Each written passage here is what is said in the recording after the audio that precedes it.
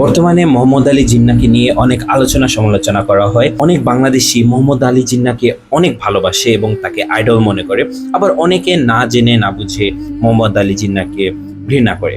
আজকে আমি আমার এই ভিডিওতে মোহাম্মদ আলী জিন্নাহ ব্যক্তিত্ব সম্পর্কে বলবো, তার সম্পর্কে তৎকালীন ইসলামিক ব্যক্তিত্বদের কি সব বক্তব্য ছিল সেসব তুলে ধরবো, এবং সর্বশেষে মোহাম্মদ আলী জিন্নাহর এই বাংলাদেশ অর্থাৎ পূর্ব পাকিস্তান, তৎকালীন পূর্ব পাকিস্তানের প্রতি কিরূপ অবস্থান ছিল সেই বিষয়গুলো তুলে ধরব। প্রথমে বলি, আমি যেসব তথ্য দিচ্ছি সেগুলো কোনোটাই আমার নিজের মন গড়া কথা নয়। এটা মোহাম্মদ আলী জিন্নাহর ব্যক্তিত্ব থেকে নেওয়া, অর্থাৎ ইতিহাস থেকে নেওয়া তথ্য। মোহাম্মদ আলী জিন্নাহকে প্রায়শই দেখা যায় যে ইসলামের জন্য অনেক কৃতিত্ব দেওয়া হয়, অর্থাৎ বলা হয়ে থাকে তিনি নাকি ইসলামের জন্য অনেক ভূমিকা পালন করেছেন। সর্বপ্রথম তাই তার আকীদা সম্পর্কে বলা যাক, ইসলামের বিশ্বাস সম্পর্কে বলা যাক। তিনি কোনো সুন্নি সম্প্রদায়ের অন্তর্ভুক্ত ছিলেন না।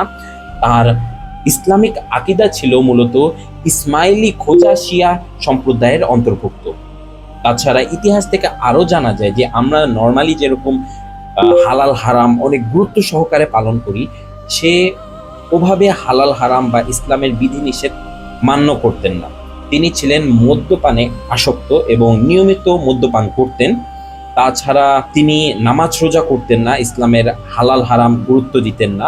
তাছাড়া তার ঘনিষ্ঠ অনেকেই দাবি করে থাকেন যে তিনি শূকরের মাংস ভক্ষণ করতেন, যদিও বা এটা নিয়ে পক্ষ বিপক্ষ মতবিরোধ রয়েছে, তবে তার ঘনিষ্ঠ অনেকেই এটি দাবি করেছেন। জিন্নাহ যে মূলত ইসলামের হালাল হারাম বা ইসলামের ভাবধারার অনুসারী ছিলেন না, এটির একটি অন্যতম উদাহরণ হলো তিনি রতনবাই পেটিট নামের একজন পার্সি অগ্নিপূজারককে বিবাহ করেন, যা ইসলামের দৃষ্টিকোণ থেকে সম্পূর্ণ হারাম। আমাদের মুসলিম নিয়ম অনুযায়ী আমরা মুসলমানরা কখনোই কোনো অগ্নিপূজারীকে বিবাহ করতে পারি না, কিন্তু মোহাম্মদ আলী জিন্নাহ ঠিক এই কাজটি করেছিলেন।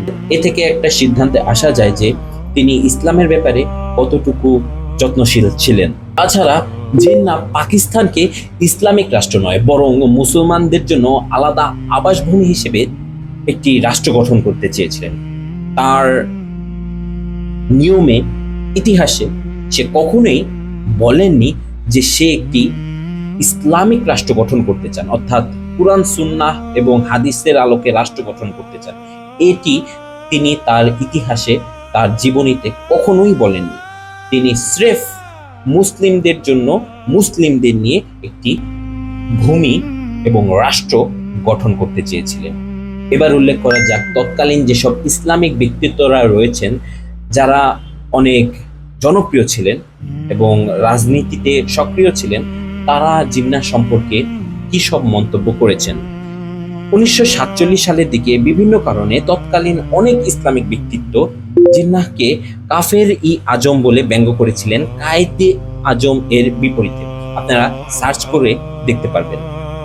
বিশেষ করে মাওলানা মওদুদী, যিনি জামাত ইসলামের প্রতিষ্ঠাতা, জিন্নাহকে প্রকৃত ইসলামের নেতা মনে করতেন না। তিনি বলতেন একজন মদ্যপায়ী নামাজ বর্জনকারী ব্যক্তি ইসলামের নামে রাষ্ট্র গঠন করতে পারে না। তিনি এছাড়াও জিন্নাহকে সরাসরিভাবে বলেছিলেন আপনি ইসলাম রাষ্ট্র গড়ার যোগ্য নন।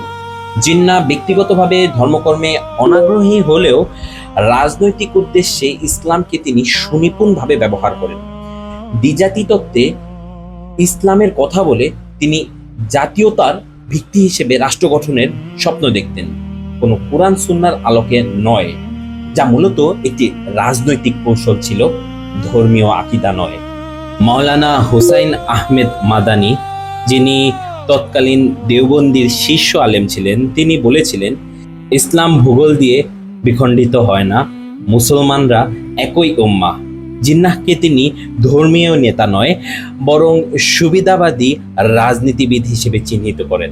মুসলিম লীগের নেতারা ইসলামের নামে রাষ্ট্র গঠন করতে চাইছে, অথচ তাদের নিজেদের জীবনে ইসলামের কোনো চিহ্ন নেই। এই কথাটি জামাত ইসলামের প্রতিষ্ঠাতা মওদুদী জিন্নাহর উদ্দেশ্যে বলেছিলেন। তৎকালীন জামায়াতের সভাপতি মাওলানা কিফায়েতুল্লাহ দেহলভি পাকিস্তানের আন্দোলনকে ইসলামের নামে ধোঁকাবাজি বলে আখ্যা দিয়েছিলেন।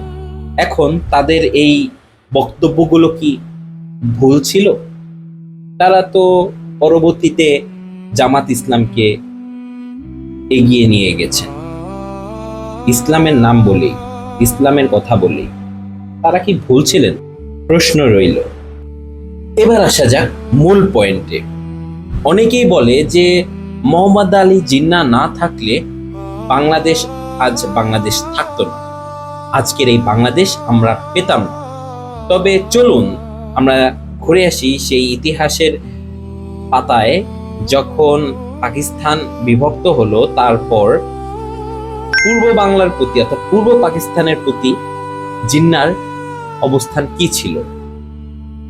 উর্দুকে একমাত্র রাষ্ট্রভাষা হিসেবে তিনি ঘোষণা করেছিলেন, এটা আমরা সবাই জানি। ভাষার উপর আঘাত জিন্নাহর সবচেয়ে বিতর্কিত ও ক্ষতিকর সিদ্ধান্ত ছিল।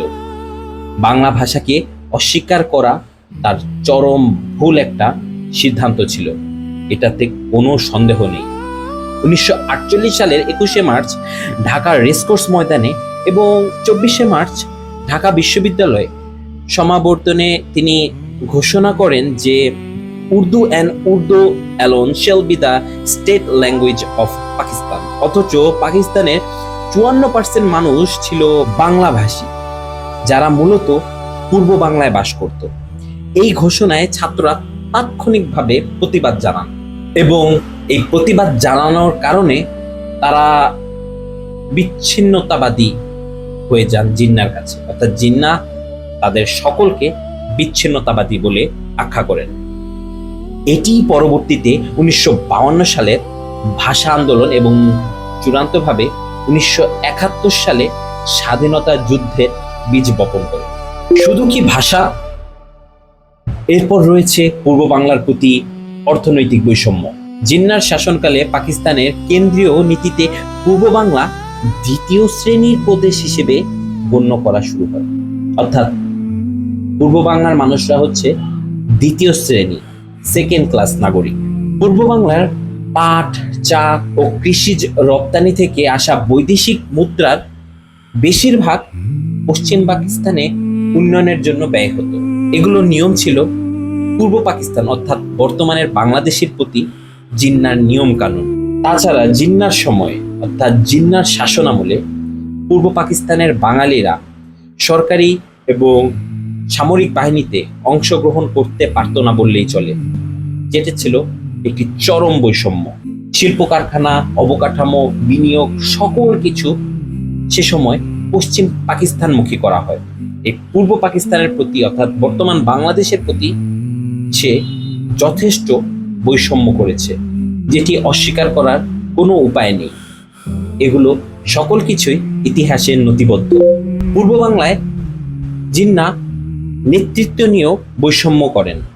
সেটি হচ্ছে গভর্নর জেনারেল পদে অসীম ক্ষমতা কেন্দ্রীভূত করেন পশ্চিম পাকিস্তানে এবং পূর্ব বাংলা অর্থাৎ বর্তমান বাংলাদেশে নির্বাচিত প্রতিনিধিদের কার্যকর ক্ষমতা অত্যন্ত সীমিত রাখেন। সংখ্যাগরিষ্ঠ জনগোষ্ঠীর প্রদেশ হওয়া সত্ত্বেও পূর্ব বাংলাকে কেন্দ্রীয় সিদ্ধান্তে যথাযথ প্রতিনিধিত্ব দেয়া হয়নি, অর্থাৎ এই ভূখণ্ড নেতৃত্ব দেওয়ার মতো কোনো নেতা বা কোনো সরকারি আমলা কোনো কিছুই ছিল না, এবং যতটুকু ছিল তা ছিল অতি নগণ্য।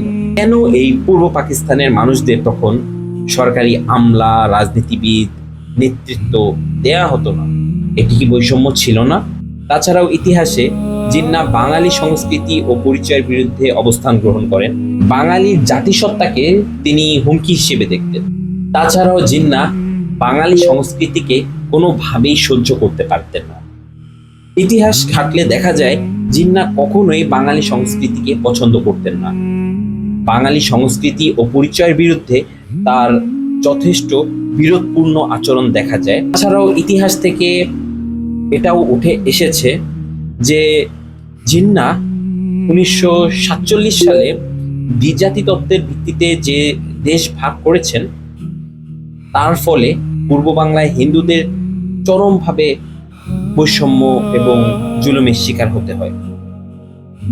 আমাদের ধর্মে কিন্তু এমন কিছু নেই, ইসলাম ধর্মে এমন কিছু নেই যে হিন্দুদের উপর জুলুম করতে হবে। অন্যান্য ধর্মাবলম্বীরা মুসলমানদের উপর নির্যাতন করছে, তাই বলে আমাদেরকেও তাদের উপর নির্যাতন করতে হবে নির্বিচারে। ইসলাম কিন্তু কখনোই আমাদের এটা শিক্ষা দেয় না। এই নীতিগুলো বাঙালি জাতির মধ্যে যে ক্ষোভ ও চেতনার জন্ম দিয়েছিল, তা পরবর্তী 2 দশক পরিপক্ক হয়ে 1971 সালে মুক্তিযুদ্ধের মধ্য দিয়ে স্বাধীন বাংলাদেশের অভ্যুদয় ঘটায়। এই ছিল মোটামুটি জিন্নার টোটাল ব্যক্তিত্ব, আকিদা এবং বিভিন্ন বিষয়ে, মতাদর্শ বিষয়ে দৃষ্টান্ত, যা ইতিহাস থেকে ঘাটলেই বোঝা যায় তিনি কেমন প্রকৃতির, কোন আকিদার, কোন চরিত্রের মানুষ ছিলেন। আবারও বললাম, এটি আমার কথা নয়, এটি আমি ইতিহাস থেকে সংগ্রহ করে আপনাদের সাথে শেয়ার করলাম। এবার জিন্নাহকে ভালোবাসবেন নাকি গালি দিবেন, টোটালটাই আপনাদের উপর। ধন্যবাদ।